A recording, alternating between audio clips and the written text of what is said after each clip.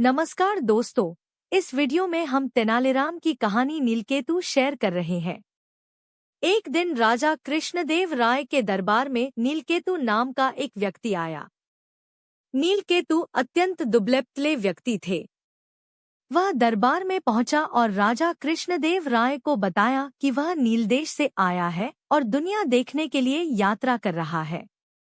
उसने राजा को यह भी बताया कि सभी जगह घूमने बाद वह राजा के दरबार में पहुंचा है। यह सुनकर राजा कृष्णदेव राय बहुत प्रसन्न हुए। फिर राजा ने विशिष्ट अतिथि के रूप में उनका स्वागत किया। राजा के आदर सत्कार से नीलकेतु बहुत प्रसन्न हुआ। उसने राजा से कहा, महाराज, मैं एक ऐसी जगह जानता हूँ जहाँ बहुत सारी परियां रहती हैं। मैं अपने जादू से उन्हें बुला भी सकता हूँ। जब राजा कृष्णदेव राय ने यह सुना तो वे बहुत प्रसन्न हुए और बोले, ठीक है, तो फिर मुझे क्या करना होगा?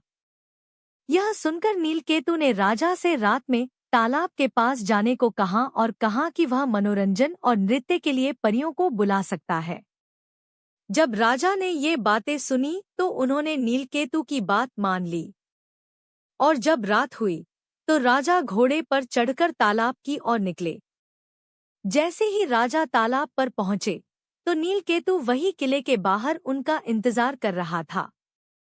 जब राजा उनके पास आए तो नीलकेतु ने उनका स्वागत किया और कहा, महाराज, मैंने सारी तैयारी कर ली है और सभी परियां किले के अंदर ही हैं।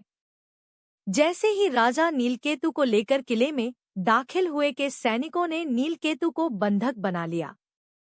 यह देखकर राजा को आश्चर्य हुआ और उन्होंने पूछा, यहाँ क्या हो रहा है? आप सबने उसे बंधक क्यों बनाया? उसी समय तेनालीराम किले से बाहर आया और बोला, महाराज, मैं आपको बताता हूँ कि क्या हुआ है। तेनाली ने कहना शुरू किया, महाराज, यह नीलकेतु कोई यात्री नहीं है, बल्कि नीलदेश का रक्षा मंत्री है और उसने आपको धोखे से यहाँ बुलाया है। महल में परियां नहीं है। वह तुम्हें मारने के लिए यहाँ लाया है। जब राजा ने यह सुना तो उन्होंने अपनी जान बचाने के लिए तेनालीराम को धन्यवाद दिया और पूछा, तेनाली, तुम्हें इस बात का पता कैसे चला? तब तेनाली ने कहा, महाराज, मुझे उस पर पहले ही दिन संदेह हो गया था जब वह दरबार में उपस्थित हुआ था।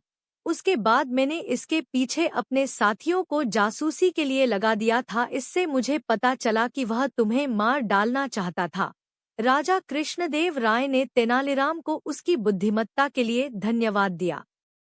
इतिहास का पाठ। किसी नए व्यक्ति पर पूरी तरह आंख मूंदकर भरोसा न करें। वह आपको धोखा भी दे सकता है। इसलिए हमेशा किसी अनजान व्यक्ति की बातों पर जांच पड़ताल करने के बाद ही भरोसा करना चाहिए। धन्यवाद।